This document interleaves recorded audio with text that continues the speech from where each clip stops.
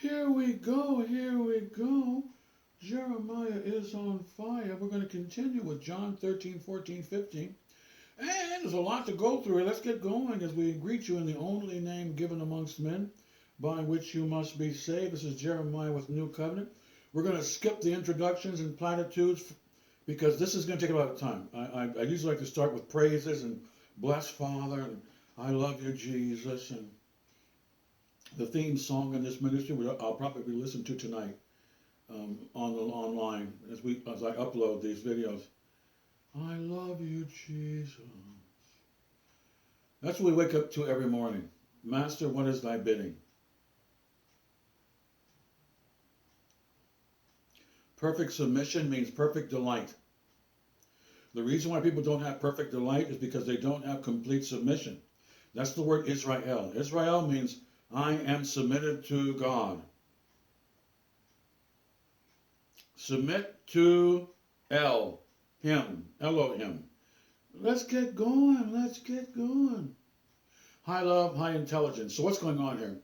What we're going to have, let's look at number 3 here of the royal law. This is Agape, number 1 playlist in the ministry here. I'll probably call this 1A Agape and or 1B or something like that, and I will identify it as 2023.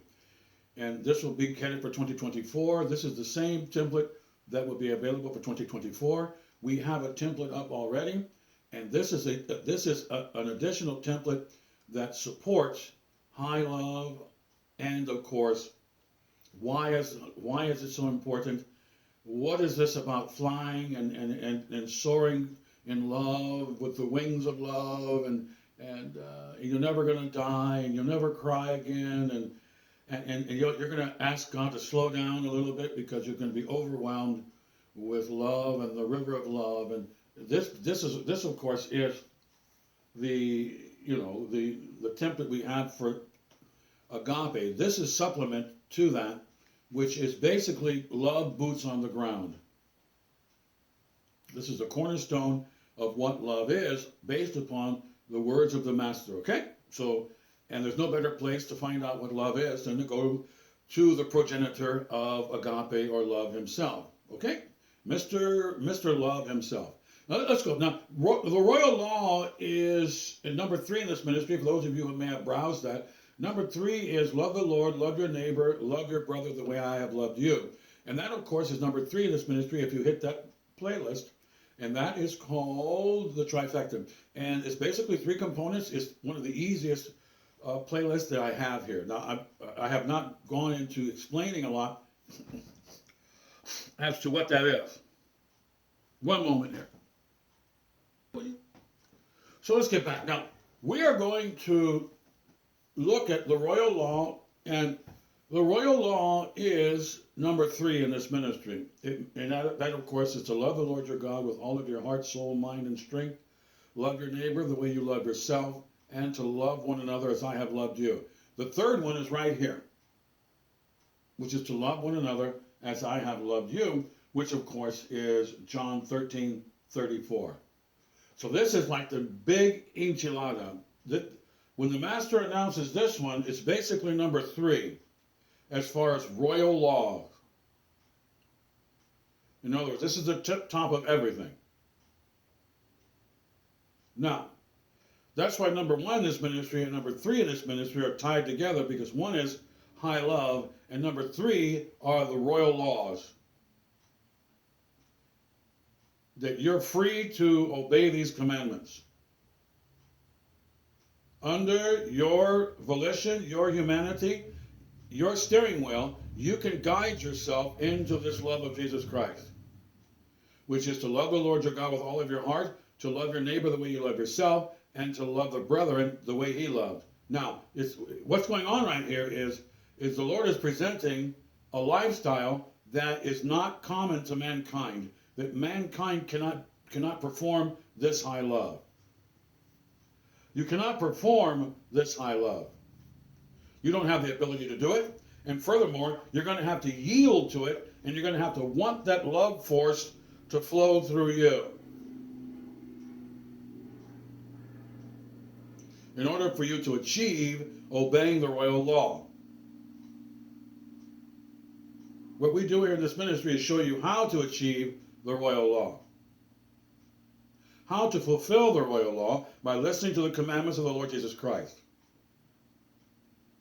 In order for you to love the Lord your God with all of your heart, that's the key, all, and then to love your neighbor the way you love yourself. Most people love themselves very much, and to love the Lord the way he loved, that's another third call to a high love.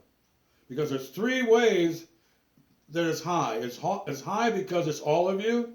It's high because it's the way you love yourself. And it's high because that's the way the Lord loved them. This is very significant. Now, it makes this lesson pretty deep, and it takes time, but we have to go through this. It's a high calling that you're going to have to aspire to want to be this person. You got to want it. You've got to want to be more or less better than you were, especially when it comes to you repenting and being baptized, because at the end of chapter 15, the master says, what does he say? He says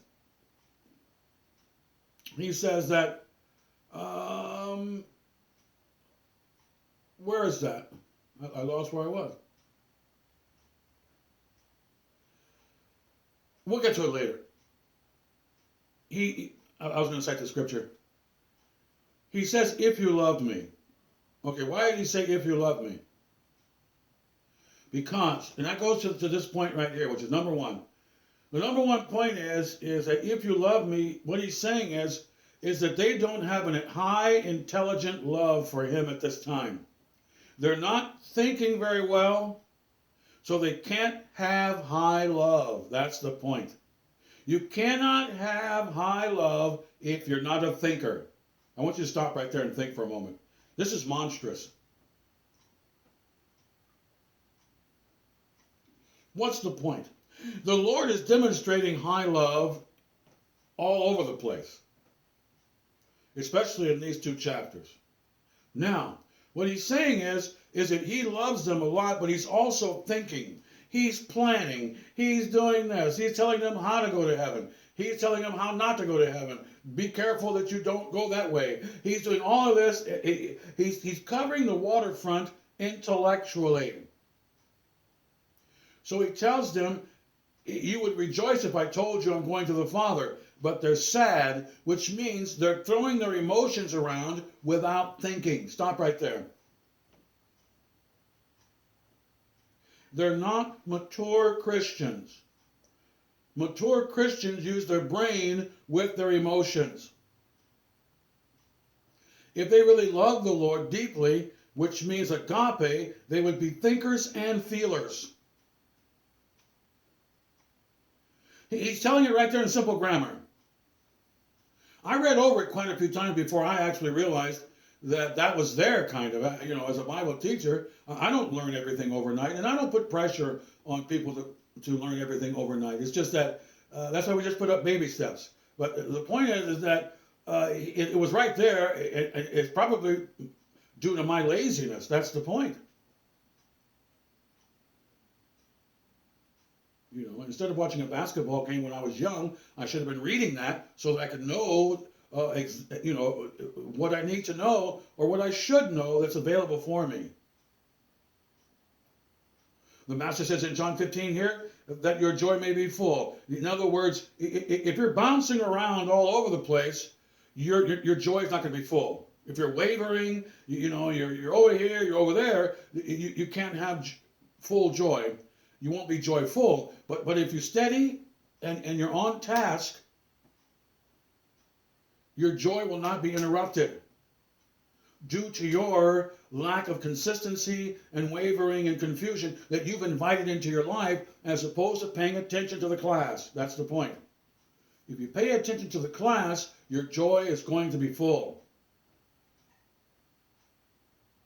But if you clown around and whatever, you're going to remove your joy. Now, he's not contradicting himself because he just said in the next chapter that people are going to take your joy away from you. So we're going to let that go. That's the next chapter. That complicates things a little bit, but the point is that joy can be taken from you, by you, and joy can be taken from you by other people.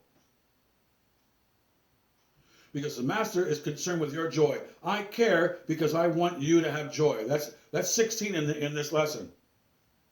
I'm getting ahead of myself, but it ties right back into the idea of what's the difference between being an affectionate human being and owning the royal law love of Jesus Christ.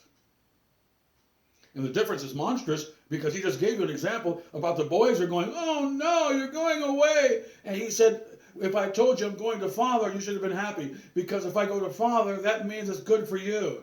But you're not thinking, see? Your emotions are like, they're like little children, and you're not concentrating.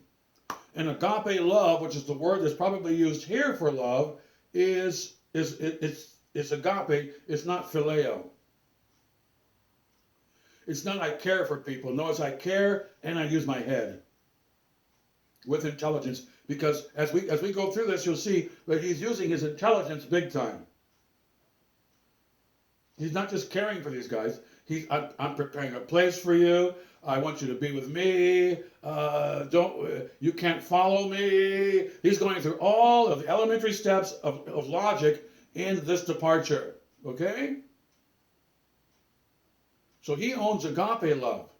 He's very caring and he's very intelligent. As a matter of fact, I mentioned my parents a lot to you, and I don't want to mention them all the time, but they're wonderful object lessons because they didn't talk very much. And what they had was agape love. They didn't have, no, they planned everything. Everything was in order, and that's what love does. Love is not just sloppy emotion. It thinks heavy. That's the point here.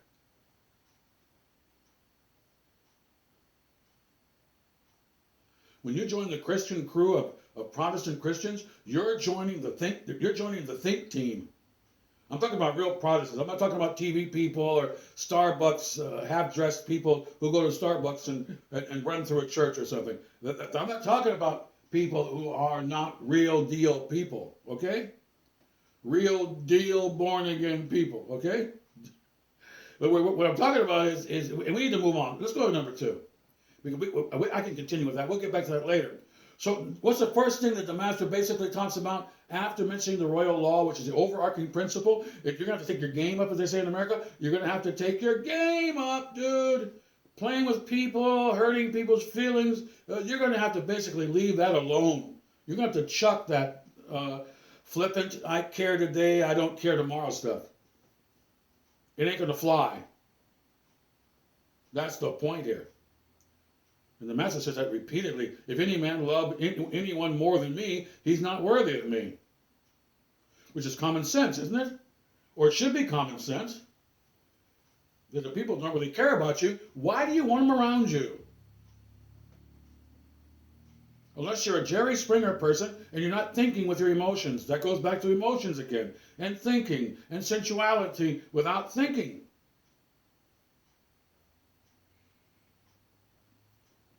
Number 2 here is troubled hearts. That's John 14:1, and it's also Luke 4:8 or so, where we have troubled hearts are.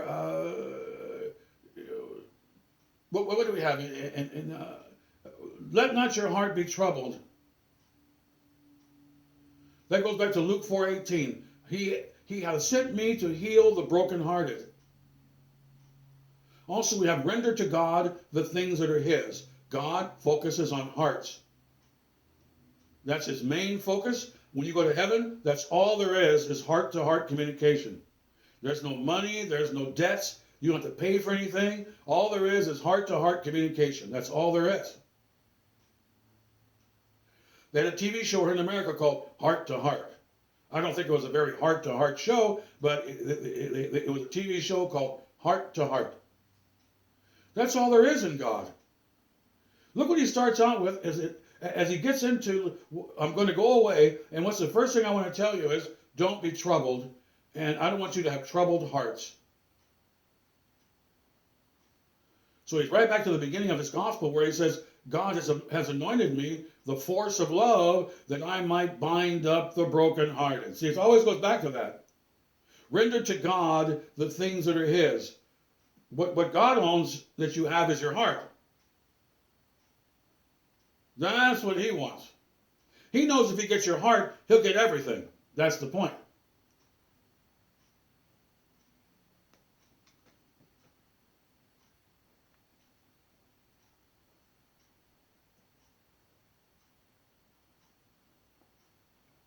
So God's observation, just like in the Gospels in John, was that Luke 14:8, Luke 4:18, is don't take any thought for tomorrow. Don't be troubled because you're going to lose confidence, some of you, and you're going to start doubting. And you need to put the same confidence you have in Father God, and you need to put it in me.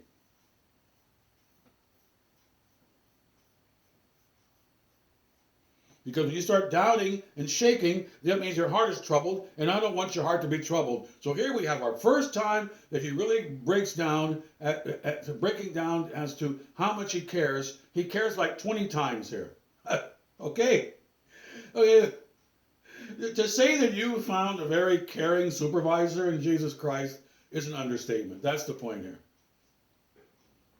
He's Mr. Care. Okay? And when we get done with this, for those of you who have not been through this chapter, these two chapters, you'll see that this is monstrous. This can get emotional. This is what we might call poignant or profound, or because this is super care here. And I'm going to show it to you. Let's get going. Number 2 is troubled hearts. He cares about your troubled heart. Let's go to number 3. Remember, number 1 is, I'm demanding that you love the way I love. I only really care for people who listen to me, who do what I tell them to do when it comes to being a loving person. If you don't want to be that loving person, I'm telling you right now, it ain't going to work out for you. And he's basically talking to Judas right now. The other 11 guys are going to learn how to love him properly and so forth. They're on their way. But one of them is not going to obey the royal law, and they're not going to love the brother the way they should. That's Judas. So troubled hearts, he doesn't want you to have a troubled heart. Next, where I am, you may be also. So now he cares because he wants you to be with him. Okay. This gets good. This is so that where I am, you may be also. I have proper housing for you. There are many places to hang out in Father's house.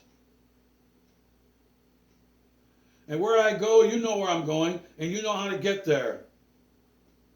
There's a summation right there as to how to get to heaven and where he's going.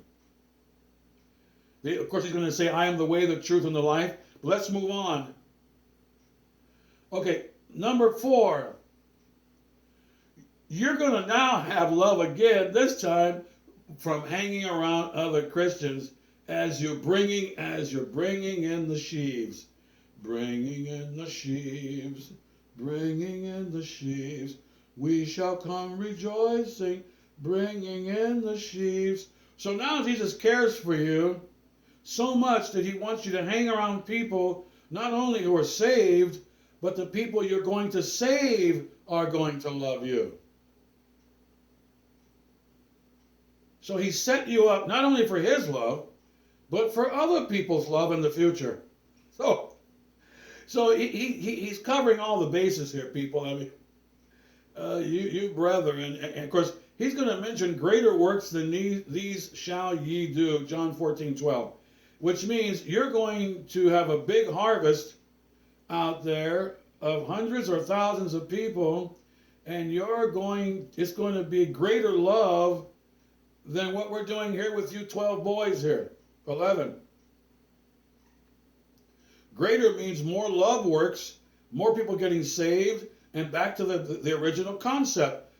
More people who have troubled hearts, they don't have troubled hearts no more. which goes back to the beginning of your gospel, Luke 4:18. So right away in 14:1 here, he says, don't let your heart be troubled. So what's the first thing he addresses? The same thing he always addresses, your heart condition. This is Mr. Heart Surgeon here. This is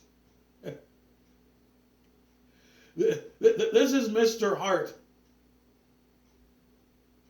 Now he wants you to rejoice and have meeting new friends and everything. Okay, that's how much he cares for you. He's going to set you up for a lot of love interaction. That's what's going on here. Okay, can you beat this guy here? I don't think so. This is amazing. And I'll get to this later, but you know, this is belonging. This is teamwork. This is fellowship. This is love joy. This is the word koinonia. This is how you are loved. This is how beloved exists, by you being a part of a team. You belong to something. You know, you belong to a harvest. Humans need to belong. And here he is setting you up so that you belong. Let's go to 5 here. If you love me, keep my commandments. So now he cares because he's going to make sure that you know how to get this love. That's the point. And how to keep this love by keeping the commandments. You say, Jeremiah, is that why you have living bread here and sound doctrine? Correct answer. Living bread are the commandments that you are going to listen to, and that's how you're going to love him. So he cares for you so much that he's going to make sure that you get those commandments so that you can have his love. And he's going to say it 1,000 times here. Okay? Because he wants to make sure that you have his love. If you can't see that here, you're not paying attention. You're going to flunk the class now. Pay attention. I mean, come on now. He keeps saying it over and over again. He wants to make sure that you hear his commandments because he doesn't want to lose your love. That's what's going on here, people. I say this over and over in this ministry 1,000 times because it's really what you need to think about. Don't get lost in the smoke here. Okay? In other words, he's being redundant. He's just making sure that you don't lose his love. That's what he's doing. Because forget about prophecy, forget about being healed, forget about being, whatever. Just make sure that you don't lose his love. You might lose a healing, you might lose a blessing or something, you might not learn prophecy of Daniel, you might not understand the story of David and Goliath, Gideon's bravery, you might not know all of that, but the one thing that you don't want to miss here, see, because that's what he keeps focusing on, and that's why Jeremiah focuses on living bread, because what is the master focusing on here? To make sure. He cares so much, he's going to make sure that you acknowledge these are commandments. Now, when I meet people, I talk to them as a Bible teacher, they'll get in my presence and they'll say things like, I don't want his commandments. You know what I mean? They'll talk to you. They'll go, well, I don't like his commandment, take up your cross or something. I don't like, and automatically you're sad. It's Jeremiah's lamentations all over again because they're not saved. Because you can't love him unless you keep the commandments. Okay, that's a simple equation for any algebra student, 101. So the thing is that that's what we repeat over and over again here. Now, some of you are saying it might get redundant or something. Well, look, I'm just like the master. I want to make sure that everybody gets the big enchilada here. And then 20 in this ministry is called plenty. I haven't put that up yet, but 20 is up. It's going to be up soon, which is, there's no excuse for you, as Paul said in Romans chapter 1. There's no excuse. You had 1,000 opportunities to love the Lord with all of your heart and to hear these commandments, put them on your heart, and be a winner. And instead, you didn't want to do it. So we're done. That's the point. And that's why the master keeps repeating this. Let's go to number 6 here. The eternal comforter, I will give you another comforter, capitalized. So that means that it's Elohim. That means that the Father's love, the Son's love, and the Ghost's love. The Ghost is a separate presence of the Father and Son. The Ghost is not different than the Father and Son. It's just a presence. on this earth. Okay? It is the Father and Son. However, it's their ghost that talks to you. And in this particular framework, what does it do? It comforts you.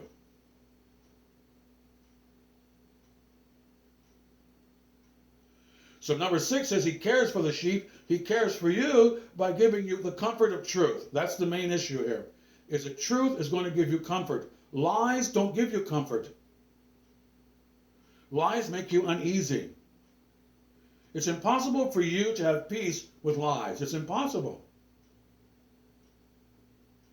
So now he's going to give you the spirit of truth, and it's another comforter, which means he's going to love you personally, and now you have alongside of you a ghost that teaches you the truth. Now he's going to call himself the ghost, but then he says another comforter. So this is amazing, because he's saying that truth is going to give you peace. And I'm going to give you that peace. I am the comforter, but it's a separate part of me. In other words, the Lord is dividing himself, extending himself. So does Jesus care for you? He sure does, because he's going to give you the truth presence, the comfort that comes from the truth. You're going to be very comfortable. It's an eternal comforter. We'll go back to that a little later. Let's go to saving if and so I do and I will. Let's get to that. That's 7 here. We're about halfway done. This is deep. It's very difficult to get through this in a very quick fashion. Let's go to 7. When I succeed in the legal purchase, then I will validate everything that I'm talking to you about. In other words, he's making all these promises based upon something that hasn't happened yet, such as I go to build a place for you. That's a futuristic observation. He's going to have to successfully purchase everyone's sin and have a sin replacement as the Lamb of God. And it has to be accepted toleo. It's finished legally. Okay? So when I succeed, that's why he says if and so I do, and he also says I will. These are words that refer to him consummating the finished work of Jesus Christ, which is payment. Payment is in full, legally, in the highest court in the land. Okay? Let's go to, so once again, we have another way that he's showing how he cares, because he is completely devoted to fulfilling and completing his 3-year basic task. It's what we might call consummation. He's already done a lot of work. He's already done a lot of things that deal with denial and taking up his cross. He's already a success story in a human body, listening to the commands of the Father. Now he's going to consummate that so that he can basically, well, let's look this way. He says, I'm focusing on your future based upon how I care for you now and how I also care for you after the purchase is done. See? He's kind of identifying, I care for you now and I care for you later. There's 2 basic periods going on here. I'm going to the cross, and then after I'm risen from the grave, there's another caring episode. That will be in power and in absolute authority. Because the Master is going to legally take authority over the earth. He has authority, he already has authority over the earth. However, legally, Adam and Eve are basically toast. T-O-A-S-T. The entire Adam's family is toast. And without this completed work of legal redemption, paying for your errors legally, then you basically can't belong to God. God is holy and you're not. Based upon the fall. So let's let that go, because that can get deep. Let's go to John 13:14. A new commandment I give unto you, that you love one another as I have loved you. So now we're getting back into John 13:34. And no, I made a mistake there. Sorry about that. That's going back in time. Sorry about that. Let's go to number 8. That's going back in time. Let's go to number 8.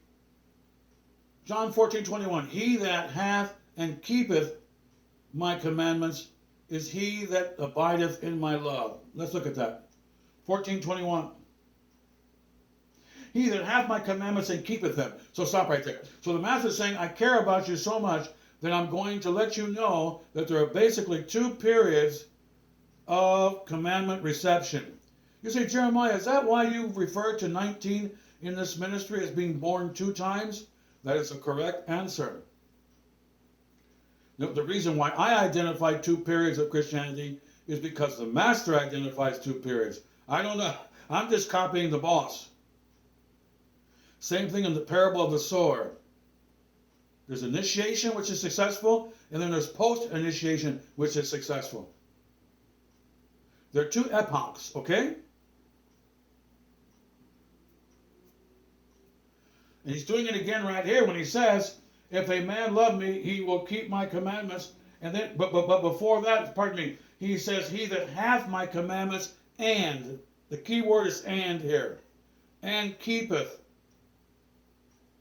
That means that you're, as a Christian, you're challenged 2 times by the world, the flesh, and the devil. For you to do what? To not receive the commandments, number 1, and not to keep the commandments, number 2. You say, Jeremiah, I guess you were right in making 19 in your ministry. Hello?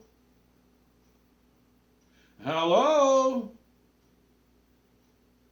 This is very simple grammar, but it's profound, and it's just beautiful stuff. I mean, for you to think about the reception of the commandments of Jesus Christ. You said, Jeremiah, you said the commandments of the Lord Jesus Christ were the key to everything in the earlier chapters of our lessons. And I guess you were right. Well, hello? How can you argue with that? That's why this is the top drawer here of Christianity. This chapter, these chapters here are top drawer. Everything is under these chapters. Believing in God, success as a Christian, having power over sin, and everything is under this right here. Everything. Moses and the 10 Commandments, being tried in the desert. Everything is all right here. I don't care where you go. So the Lord